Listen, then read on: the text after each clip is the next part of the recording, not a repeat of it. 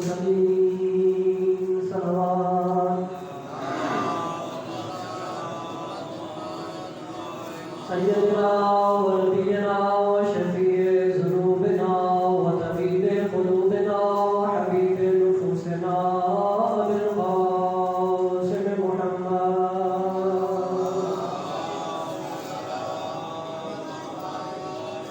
وآله الطيبين الطاهرين المعصومين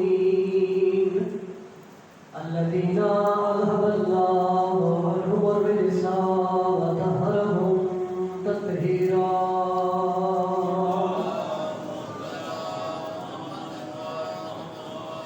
ورحمة الله على أصحابهم وشيتهم ومواليهم أجمعين ولعنة الله على أعدائهم ومكسر فضائلهم ومنكر ولايتهم ومناكبهم أجمعين أما بعد فقد قال الله الحكيم في كتابه بسم الله الرحمن الرحيم إن الذين يؤذون الله ورسوله لعنهم الله في الدنيا والآخرة وقال رسول الله صلى الله عليه وآله وسلم إن الحسين مصباح الهدى وسفينة النجاة السلام على الحسين وعلى علي بن الحسين وعلى أولاد الحسين وعلى أصحاب الحسين اللهم ارزقنا في الدنيا زيارة الحسين وفي الآخرة شفاعة الحسين اللهم زدنا في محبة الحسين اللهم احشرنا في زمرة شية الحسين اللهم ارزقني شفاعة الحسين يوم الخلود صلوات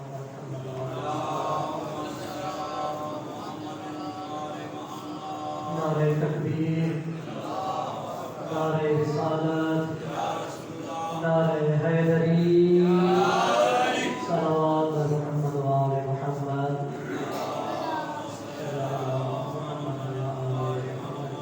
تمام تعریفیں اس اللہ کے لیے ہیں کہ جس اللہ نے ہمیں امام حسین کا عزادار بنایا ہے، غدار نہیں بنایا۔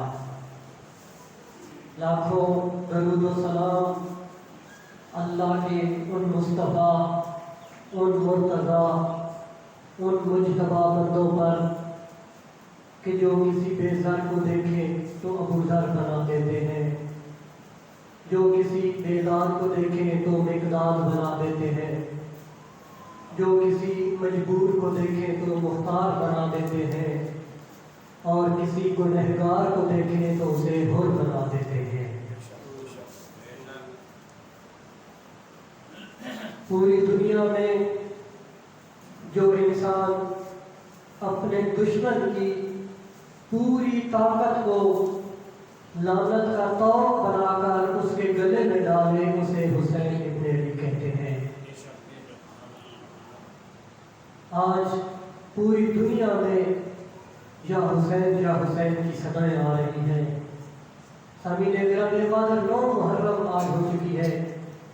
میرا دل چاہتا ہے کہ 10 محرم آنے سے پہلے ہم بھی اس صدا میں شامل ہو جائیں، اس امام پر سلام پیش کریں کہ جس نے نماز کو زندگی دی ہے، کہ جس نے روزے کو زندگی دی ہے۔ اس حسین پر سلام کریں کہ جس نے مرتے ہوئے اسلام کو زندگی دی ہے، کہ جس نے حلال محمد کو قیامت تک کے لیے حلال کر دیا ہے، اور جس نے حرام محمد کو قیامت تک کے لیے حرام پر باقی رکھ دیا ہے۔ اس حسین پر مل کے سلام کرتے ہیں، اور اس سلام میں اپنی دعاؤں کو بھی اپنے دل میں رکھیے، اور اس دعا میں جناب سیدہ کے روزے کے لیے بھی دعا کریں مکتب تشیع کی حفاظت کی دعا کو بھی اپنے دل میں رکھیں۔ دشمن اسلام، دشمن پاکستان، دشمنان ملت اسلامیہ کی نیست و نابودی کی دعا کو بھی اپنے دل میں رکھیں۔ جس کو جذبہ حسین ابن علی کے صدقے میں ملا ہے، جس کو جوانی علی اکبر کے صدقے میں ملی ہے، جن بزرگوں کو حوصلہ حبیب ابن مظاہر کے حوصلے سے ملا ہے، آپ سب کی خدمت میں بزرگوں سے نہیں اپنے جوانوں سے خدمت میں اپیل کروں گا، بزرگ بھی ہمارا ساتھ دیں گے، کیونکہ حبیب ابن مظاہر کی عمر 86 سال تھی، لیکن جنگ کے میدان میں ایسے لڑ رہے تھے کہ جیسے کوئی جوان لڑتا ہے۔ تو سلام پیش کرنا ہے اس مظلوم امام کو، امام کے استغاثے پر لبیک کہنی ہے، وہ صدا بلند کرنی ہے جو آج بھی نجف سے لے کر کربلا تک مسلسل گونج رہی ہے۔ کہیں پر سلام یا حسین کی آواز آ رہی ہے تو کہیں پر لبیک یا حسین کی آواز آ رہی ہے۔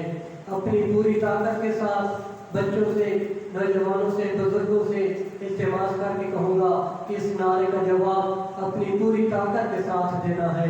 لبیک یا حسین، لبیک یا حسین، لبیک یا حسین، لبیک یا حسین، لبیک یا حسین، لبیک یا حسین، لبیک یا حسین، لبیک یا حسین، لبیک یا حسین، صلوات علی محمد و علی محمد۔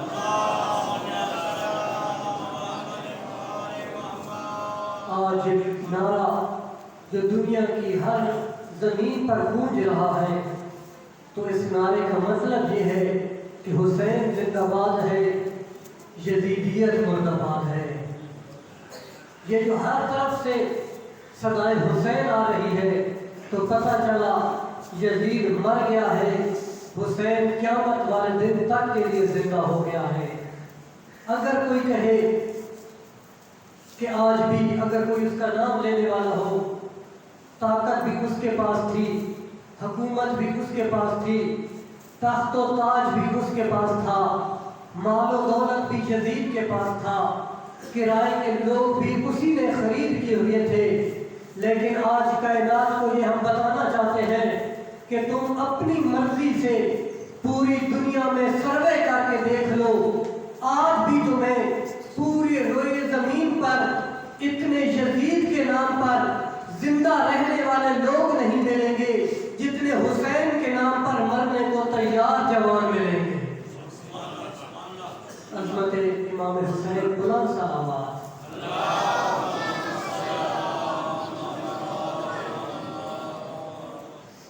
تو آج کی یہ مجلس، آج کی یہ عزاداری، جہاں جہاں بھی عزاداری ہو رہی ہے، یقیناً مومنین کا شکریہ ادا کرنا چاہیے، نوجوانوں بزرگوں کا شکریہ ادا کرنا چاہیے کہ جنہوں نے اپنے کاروباروں کو چھوڑ دیا، جنہوں نے اپنی دنیا داری کو چھوڑ دیا، جنہوں نے اپنا سب کچھ چھوڑ دیا اور دنیا والوں کو بتا دیا کہ ہمارا تعلق یزید سے نہیں ہے، ہمارا تعلق حسین سے ہے۔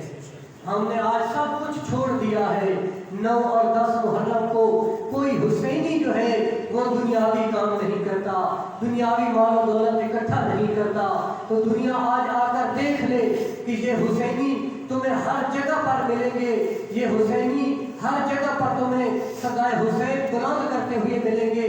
تو تمہیں پتہ کیوں نہیں چلتا کہ یہ جو پاکستان ہے یہ بنایا بھی شیعوں نے تھا، یہ بچایا بھی شیعوں نے ہے، اور اس کے وارث بھی شیعہ ہے۔ اگر تم ڈراؤ گے، اگر تم دھمکیاں دو گے کہ تم اپنی سبیلیں روک دو، تم اپنی نیازیں روک دو، تو یہ جوان کٹ سکتے ہیں، تمہارے سامنے جھک نہیں سکتے۔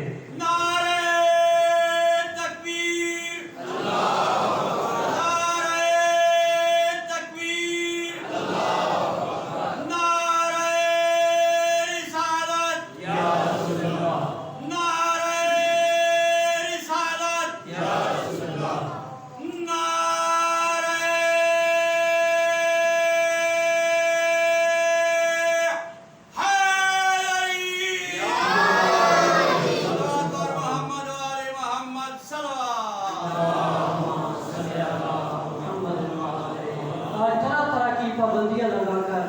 شیعہ کو ڈرایا جا رہا ہے، شیعہ کو دھمکایا جا رہا ہے کہ تم بند کر دو مجلس، نہیں تو تم پر FIR کٹ جائے گی، تم بند کر دو یہ سبیلیں، تم بند کر دو یہ نیازیں، تم بند کر دو یہ حسین حسین۔ پچھلے سال آپ گواہ ہیں کہ 40 کا موقع تھا جب لاکھوں کروڑوں کی تعداد میں شیعہ نے علی نے روڈوں پر آ کر لبیک یا حسین کی صدائیں بلند کی تھیں، اور وہ مفتی جو یزید کی اور صحابہ کی آڑ لے کر یزید زندہ باد کے نعرے لگا رہے تھے، ان مفتیوں کو شیعہ نے علی نے دن میں تارے دکھا دیے تھے جن کو رات میں چاند بھی نظر نہیں آتا تھا۔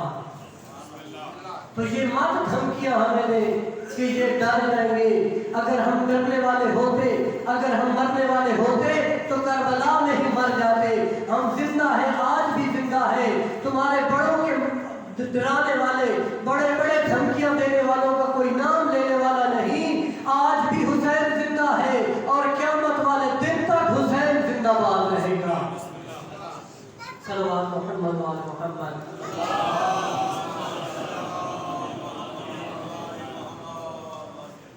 مذہب وہ بکتا ہے، مذہب وہ مر جاتا ہے کہ جس مذہب کا کوئی وارث موجود نہ ہو، ان کا نام لینے والا کوئی نہیں ہوتا جن کے وارث مر جائے۔ ہمارا آج بھی وارث زندہ ہے، آج بھی ہمارا وارث پردہ غیبت میں بیٹھ کر ہمارے لیے دعائیں کر رہا ہے، آج بھی ہمارا وارث زندہ ہے۔ تو ہمیں وہ مت ڈرائیں کہ تم پر ایسے ایسے پابندیاں لگیں گی، تم کو ہم ایسے ایسے کریں گے، یہ FIR ہوں گی۔ ہمیں تم ڈرانے سے، تمہارے ڈرانے سے ہم ڈرنے والے ہوتے تو کربلا میں جو تم نے ڈرایا تھا ہم سب ڈر جاتے۔ لیکن کربلا گواہ ہے کہ جو پانی پیتے رہے، جن کے پاس دولت تھی، جن کے پاس مال و دولت تھا، وہ مر گئے، پانی پینے والے مر گئے، جو پیاسے تھے وہ آج بھی زندہ ہے اور قیامت تک وہ زندہ رہیں گے۔ صلوات محمد و آل محمد۔ اگر کوئی یہ سمجھے کہ مارنے یا مرنے سے جیت ہوتی ہے تو یہ معیار تمہارا ٹھیک نہیں ہے کہ کسی کو مار دینے سے وہ جیت جاتا ہے مارنے والا، بلکہ جیت اور ہار کا پتہ تب چلتا ہے کہ دیکھو کہ اس کے مرنے کے بعد اس کا مقصد زندہ ہوا ہے یا نہیں ہے۔ تو تاریخ اٹھا کر دیکھ لیں، دنیا کے کونے کونے پر جا کر دیکھ لیں کہ اگر ہم نے مرنا ہوتا تو آج ہمارا ذکر نہ ہوتا، آج حسین ابن علی کا مقصد زندہ نہ ہوتا۔ کون سا مقصد تھا امام حسین کا؟ امام حسین چاہتے تھے اذانوں کی صدائیں بھی آئیں، نمازیں بھی باقی رہیں، کلمہ بھی باقی رہے، اللہ کی توحید بھی باقی رہے۔ یزید چاہتا تھا کہ قرآن بھی مٹ جائے، اذانیں بھی مٹ جائے تو دنیا گواہی دے گی کہ آج بھی اذانیں زندہ ہے، آج بھی نمازیں پڑھی جا رہی ہے۔ نہ پوچھ ان وقت کی بے زبان کتابوں سے، سنو جو اذان تو سمجھو حسین زندہ ہے۔ صلوات محمد و آل محمد۔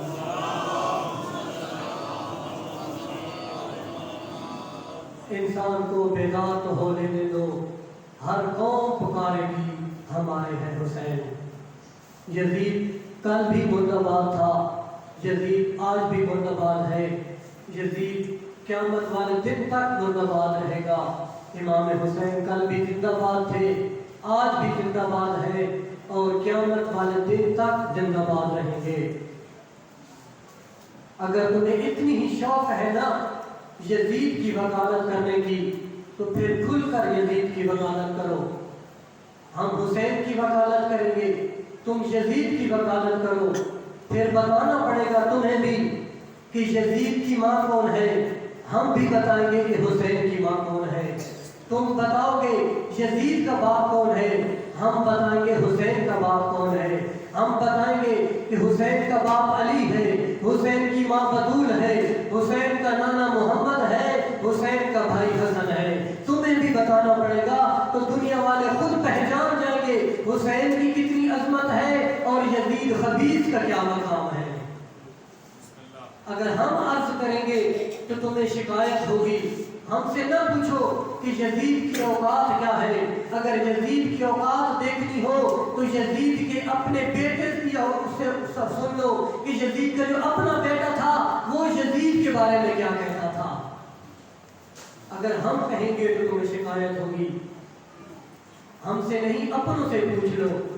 تمہارے یزید کا بیٹا جا کر اس سے پوچھ لو کہ وہ اپنے باپ یزید کو کیا کہتا تھا. صلوات محمد و آل محمد کی ذات پر. سامعین گرامی قدر، آج وہ وقت آ چکا ہے کہ جب تشیع دن بدن روز بروز بڑی تیزی کے ساتھ دنیا کے کونے کونے پر پھیلتی جا رہی ہے. اتنی تشیع نبی کے دور میں بھی نہیں پھیلی، اتنی تشیع علی کے دور میں بھی نہیں پھیلی، اتنی تشیع کسی امام کے دور میں نہیں پھیلی جتنی آج تشیع پھیل رہی ہے. ساری چیزیں کتابوں میں موجود ہیں، لیکن وہ کتابیں الماریوں میں چھپی ہوئی پڑی تھیں، وہ کتابیں لائبریریوں میں چھپی ہوئی پڑی تھیں. لیکن آج سوشل میڈیا نے آ کر بتا دیا ہے کہ تم اگر صرف کتاب کا نام لکھو وہ پوری کی پوری کتاب تمہیں نیٹ پر مل جائے گی. تم امام حسین کا نام لکھو، ہزاروں احادیث اور فرامین امام حسین کے نام پر آ جائیں گے. تو دنیا والوں کو آج پتہ چل گیا ہے کہ مکتب تشیع کون سا ہے. سبھی تو طارق جمیل کو بھی کہنا پڑ گیا کہ علی حق پر تھے.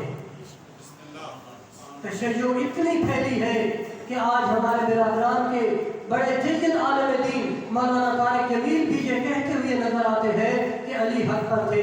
مولانا اسحاق مدنی مرحوم بھی یہ جملہ کہتے تھے کہ جناب سیدہ حق پر تھی. ڈاکٹر طاہر القادری بھی یہ بات مانتے ہیں کہ غدیر کے موقع پر علی کی ولایت کا ہی اعلان ہوا ہے.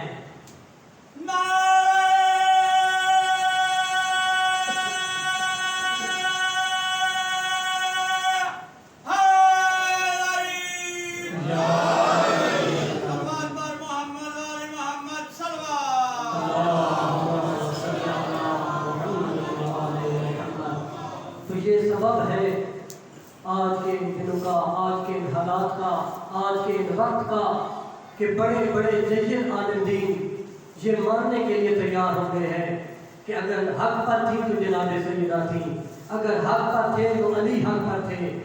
مفتی حنیف قریشی بھی ٹی وی کے چینل پر بیٹھ کر یہ کہتا ہے صفین کے میدان میں علی حق پر تھا. انجینئر محمد علی مرزا نیٹ اٹھا کر نام کے ساتھ سچ کر کے دیکھ رہے، وہ یہ کہتا ہوا نظر آتا ہے کہ شیعہ کی نماز ٹھیک ہے.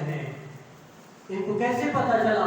کتابیں تو الماریوں کی نظر میں بند پڑی ہے، کتابیں تو لائبریریوں میں بند پڑی ہے، لیکن اس سوشل میڈیا نے، اس آج کی جدید ٹیکنالوجی نے دنیا والوں کو بتا دیا ہے کہ جو اگر سچ ہے تو وہ مکتب تشیع ہے، جو مذہب حق ہے تو وہ مکتب تشیع ہے، اگر علی حق پر ہے تو سب کچھ حق پر ہے.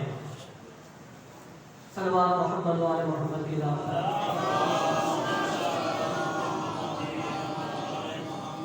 تو سامعین گرامی قدر، آج وہ دور آ گیا ہے کہ ہمیں اپنے مکتب کا چہرہ نمایاں کرنا ہے، اپنے مکتب کا چہرہ روشن کرنا ہے.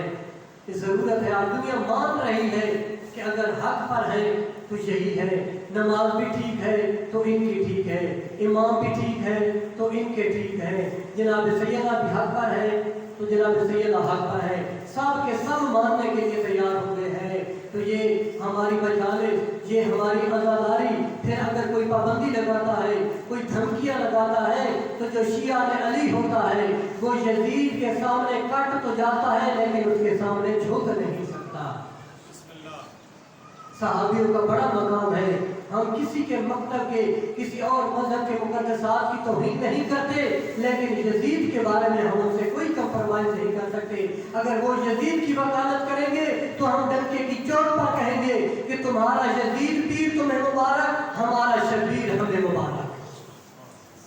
اگر تم میں اتنی ہمت ہے تو پھر اپنے بیٹوں کا نام یزید رکھ کر دکھاؤ. ہم نے تو اپنے بیٹوں کے نام حسین رکھ دیے ہیں. صحابی جتنا بھی بلند ہو، اگر عرش پر بھی صحابی پہنچ جائے تو محمد کا غلام ہوتا ہے. حسین اگر زمین پر بھی بیٹھے ہوں تو محمد کے بیٹے ہوں گے.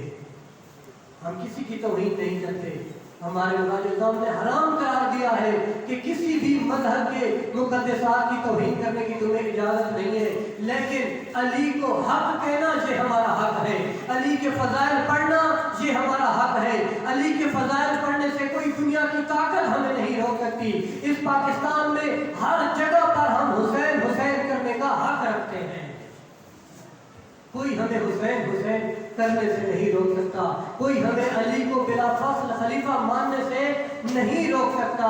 ہم یہ حق رکھتے ہیں کہ علی کے فضائل بھی پڑھیں، ہم ہر جگہ پر جہاں چاہیں جس وقت چاہیں حسین حسین کر سکتے ہیں، کیونکہ یہ پاکستان ہم شیعوں نے بنایا، یہ پاکستان ہم شیعوں نے بچایا، اور قیامت والے دن تک جب تک ہمارے جسم میں جان ہے ہم انشاءاللہ پاکستان کا بھی دفاع کرتے رہیں گے۔ صلوات محمد و آل محمد کی ذات